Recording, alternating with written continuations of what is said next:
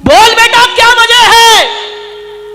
बोले पिताजी एक काम कर सकते हो, आपके रहने से इस घर में रोज कलह होती है, रोज झगड़े होते हैं। बाप समझ गया। बाप ने कहा बेटा आगे मत बोल, एक शब्द भी मत बोलना आगे, एक शब्द भी ये बाप बर्दाश्त नहीं कर पाएगा। तू जो कहने जा रहा है वो निर्णय मैंने पहले ही ले लिया है, रात ही मैंने निर्णय ले लिया है कि अब मुझे ये घर छोड़ देना चाहिए। अब इस घर में रहने लायक मेरे नहीं है, ये नरक हो चुका मेरे लिए, मैं जा रहा हूं बेटा। बच्चे ने इतनी हिम्मत नहीं हुई कि पिताजी ऐसा मत करो। जाने लगा वो बूढ़ा। पोते को बहुत प्यार करता था, बच्चे से ज्यादा पोते पर मोह था। दौड़ा दौड़ा, दादाजी तुम मत जाओ, मैं तुम्हारे बिना नहीं रह सकता हूं। लिपट गया दादाजी से आकर, दादाजी तुम मुझे छोड़कर मत जाओ, मैं कहां सोऊंगा, किसके साथ खेलूंगा, किससे बात, कौन मेरी डिमांड पूरी करेगा? दादाजी ने कहा बेटा, छाती से लगा लिया उस पोते को, मेरे बच्चे आज मेरा जाना बहुत जरूरी है, एक बात याद रख बेटे, अब मुझे जाने दे, ज्यादा मोह मत बढ़ा। उसने कहा दादाजी मैं तुम्हें नहीं जाने दूंगा। दरवाजे पर खड़ा हो गया। दादाजी ने कहा बेटा देख, तेरे मम्मी पापा को मेरा यहाँ रहना अच्छा नहीं लगता है, इसलिए मैं ये घर छोड़ करके मैं तुझसे मिलने आऊंगा। तू स्कूल जाएगा तो रास्ते में मिल लूंगा, सड़क पे मिल लूंगा। पोते ने कहा कि दादाजी चाहे कुछ भी हो जाए मैं तुम्हें जाने नहीं दूंगा। लेकिन बहू देख रही है, बहू ने बच्चे को घसीटा, चल अंदर। ज्यादा दादाजी नहीं करना, जाने दो उनको। बच्चा दौड़ा दौड़ा गया दूसरे कमरे में। ठंडी के दिन थे, कड़कड़ाती ठंड। एक कंबल उठा के लाया। दादाजी आप कुछ नहीं ले जा रहे ना, ये कंबल ले जाओ, ये मेरी दादी का कंबल है, वो हरिद्वार गई थी तो वहां से खरीद के लाई थी, ये मेरे माँ बाप का नहीं है। माँ ने कहा चल दे दे कंबल, क्या बिगड़ता, इससे अच्छा कंबल ले आएंगे। दादाजी के कंबल दिया पोते ने, उसने छाती से लगाया कंबल को। यही मिला उसे पूरी जिंदगी में, जिसके लिए मकान दुनिया सब कुछ बसाई, ये कंबल हाथ लगा है लास्ट में। क्या मिलता इस आदमी को? कुछ नहीं। कंबल ले जाने लगा, पोता आया, बोले ठहरो दादाजी, ऐसे मत जाओ, आप जा रहे हैं, आपने ये मकान अपने बच्चे को दे दिया, ये सारा पैसा बहू को दे, मुझे क्या दिया आपने?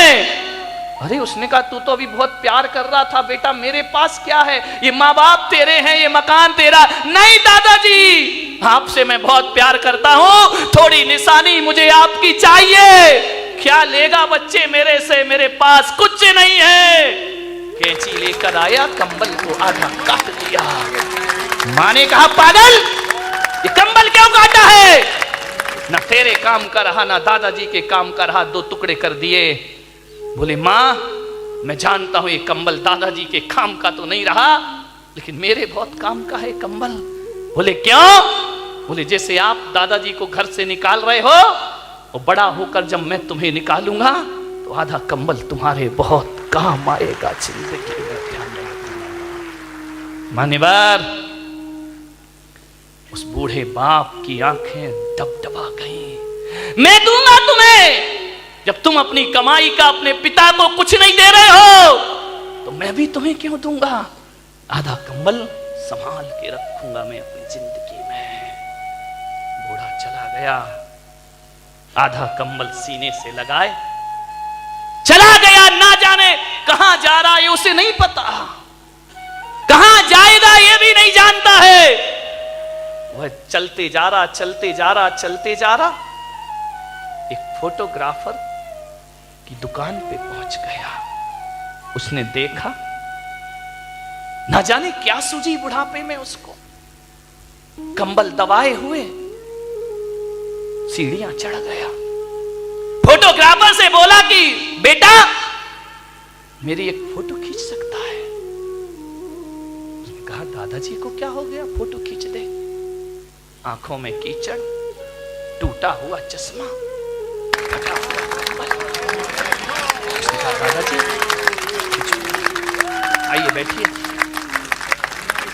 उसको बिठाया, फोटोग्राफर ने रुमाल से दादाजी का मुंह साफ किया। इतनी जोर से बूढ़े ने उसके हाथ पकड़े कि बेटा, जिसकी गंदगी बचपन में साफ की, उन बच्चों ने मेरा मुंह ना पोंछा। एक बात याद रखना बारामती वालों, ये कभी कभी जो प्यार अपनों से नहीं मिलता वो पड़ोस में प्राप्त हो जाया करता है। उसने कीचड़ पोंछा, चश्मा सही किया। दादाजी ये चश्मा टूटा है, ये तार निकला है इसका, सही क्यों नहीं किया? क्या करूं बेटा, जो कल तक आंखों के तारे थे उन्होंने चश्मे का तार नहीं सुधरवाया मेरे। फोटो निकाली। फोटो निकालने के बाद दादाजी ने अपने जेब में हाथ डाला, एक फटा पुराना 5 का नोट निकाला। बोले बेटा ये ले ले। उसने कहा नहीं पिताजी, दादाजी अब पैसे नहीं चाहिए मुझे, मैं आपकी फोटो जरूर बना कर दूंगा। बोले मेरे पास कुछ नहीं बेटा, केवल ये फटा 5 का नोट है, तू रख, तेरे बहुत काम आएगा। उसने कहा नहीं दादाजी मुझे नहीं चाहिए। बोले रख ले बेटा रख ले। बोले मुझे नहीं चाहिए। तो बूढ़े ने कहा अपनी नहीं तो मेरी खुशी के लिए रख ले। दादाजी आपको ये 5 रुपया देने में खुशी मिलेगी? उसने कहा लाओ मुझे दे दो। उसने 5 का नोट देखा, 5 का नोट हजारों की गड्डियों के सामने भारी पड़ रहा था उस फोटोग्राफर को। उसने लिया 5 का नोट डाला। दादाजी ने कहा 2 दिन बाद मेरी फोटो दे देना मुझे। बोले ठीक है। 2 दिन बीते। 2 दिन बाद 2 लड़के पहुंचे फोटोग्राफर के पास। बोले भाई साहब 2 दिन पहले एक दादाजी ने यहां फोटो खिंचाई थी, वो फोटो हमें चाहिए। आप कौन हैं? हम उनके लड़के हैं। ये डॉक्टर है, इंजीनियर है। आप उनके लड़के हैं? आपको कैसे पता कि फोटो खिंची है? बोले बड़ा अफसोस है कि जिस दिन मेरे पिता तुम्हारे यहां से फोटो खिंचा के जा रहे थे और इन सीढ़ियां उतर रहे थे, आगे पहुंचे हैं और एक जोरदार ट्रक की टक्कर में उनका एक्सीडेंट हुआ और वो दुनिया में नहीं रहे। जब हमें सूचना मिली हम गए, जब तक प्राण पखेरु उड़ गए, उनके कुर्ते के जेब में तुम्हारी दुकान की रसीद पड़ी थे। बस वही रसीद लेकर हम तुम्हारे यहां आए हैं। वो फोटो तो दिखाओ जरा। फोटो दिखाई। अरे ये फोटो खींची है तुमने? ये फटे से कपड़े, टूटा सा चश्मा, आंखों में कीचड़। बोले एक काम करो, कंप्यूटर का जमाना है, इसमें एडिट कर दीजिए, अच्छी शेरवानी पहना दो इनको, सोने की चेन डाल दो गले में, एक अच्छी कुर्सी पर इन्हें बिठा दो, इनका चेहरा थोड़ा सा बदल दो। उसने कहा भाई साहब बहुत पैसा लगेंगे। बोले देंगे 5000 रुपए लगेंगे। बोले देंगे 5000 रुपए। ये वो औलाद जिसने जीते जी बाप को 5 रुपए नहीं दिए, वो 5000 की फोटो ले रही है। उस आदमी ने पूछा कि आप इतनी बड़ी फोटो क्यों बनवा रहे हो?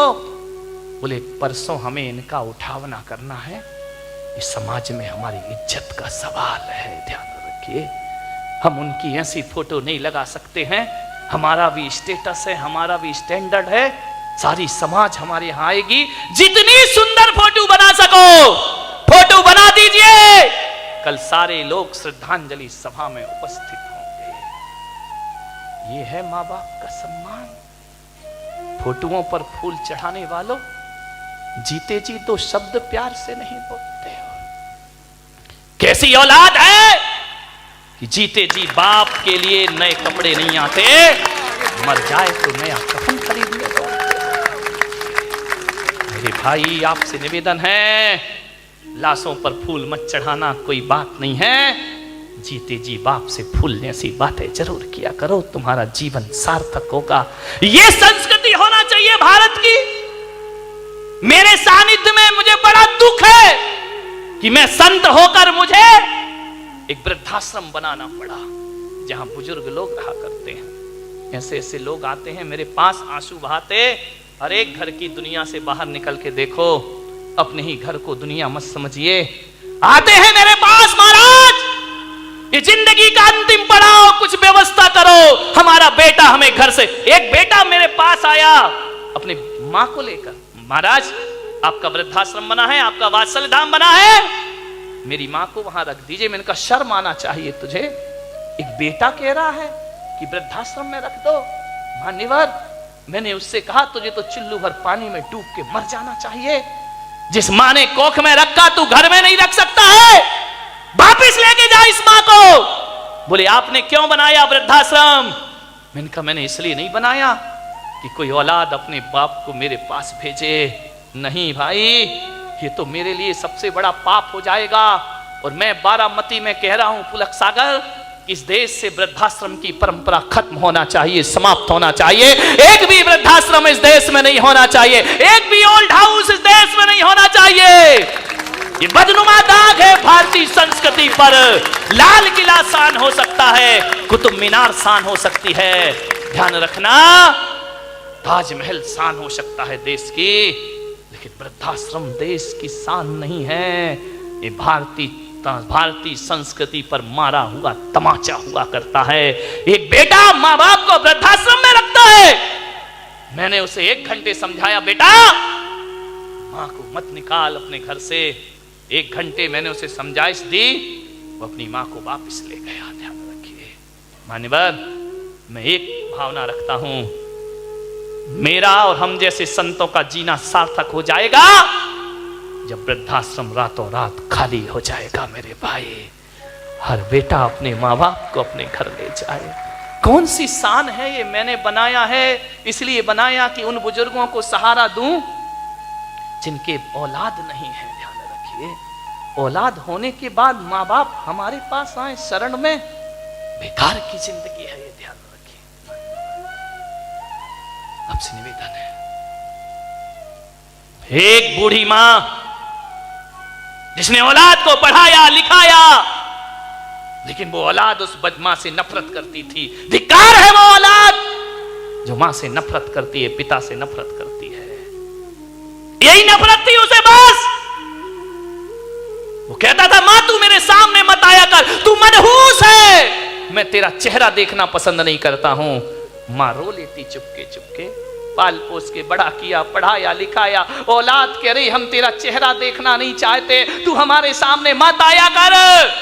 मां आती, मां की ममता थी बेचारी, क्या करे। स्कूल जाती, टिफिन देने जाती, बच्चे का भोजन देने जाती। बच्चे से कोई पूछता कि ये बुढ़िया कौन है, तो मालूम है वो ऐसी औलाद, ऐसी कायर औलाद जो अपने दोस्तों को कहता ये नौकरानी है जो हमारे घर से हमें टिफिन ला के देती है। मां जब सुनती सीना छलनी हो जाता उसका, ये नौकरानी है, ये काम वाली है। घर में आके झगड़ा करता, तू टिफिन लेके मत आया कर मेरे स्कूल में, मुझे बहुत नफरत है तुझसे। ऐसी औलाद जिसके लिए ईश्वर के सामने हाथ फैलाए, आज वही ईश्वर का वरदान उसे अभिशाप लग रहा है। औलाद पसंद नहीं करती है। एक बात ध्यान रखना, मां कैसी भी हो, मां तो मां होती है मेरे भाई। मां काली हो, मां गोरी हो, मां बदसूरत हो, एक बात ध्यान रखना, मां की सूरत नहीं देखी जाती, मां का दिल देखा जाता है मेरे भाई दुनिया में। इसलिए नफरत थी उसे कि उस मां की एक आंख नहीं थी। तू कानी है, मेरे सामने मत आया कर। मां रो लेती चुपके चुपके,